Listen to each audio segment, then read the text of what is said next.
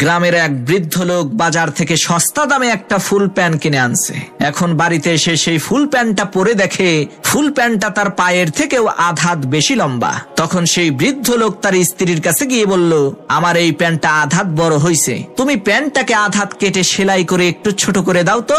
লোকটার এই কথা শুনে তার স্ত্রী বলল, শালার বুইড়ার শখ কত, এক পাও কবরে গেছে, এখন আবার তার ফুল প্যান্ট পরতে হবে, যাও এখান থেকে, আমার হাতে সময় নাই। স্ত্রীর এই ঝাড়ি শুনে সেই বৃদ্ধ লোকটি তার পুত্রবধূকে বলল, মা, আমার এই প্যান্টটা আধা হাত লম্বা হয়েছে, কেটে একটু ছোট করে দাও না। পুত্রবধূ বলল, বাবা, আমার হাতে সময় নাই। এরপর সেই লোকটি তার নিজের মেয়েকে বলল, মারে, আমার এই প্যান্টটা আধা হাত লম্বা হয়েছে, কেটে একটু ছোট করে দাস না। তার নিজের মেয়েও বলল, বাবা, আমার হাতে সময় নাই। তখন সেই বৃদ্ধ লোকটা মন খারাপ করে বাড়ি থেকে চলে গেল।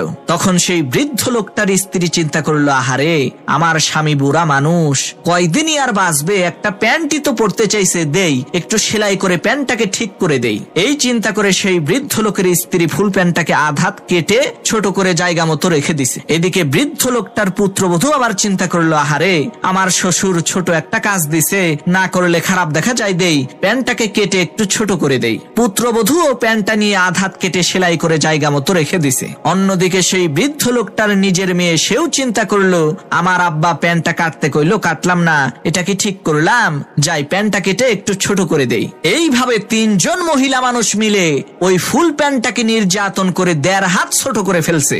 এমন সময় সেই বৃদ্ধ লোকটা বাড়িতে এসে তার ফুল প্যান্টটাকে দেখে তো অবাক, আরে সর্বনাশ, আমার ফুল প্যান্টটারে হাফ প্যান্ট বানাইছে কে?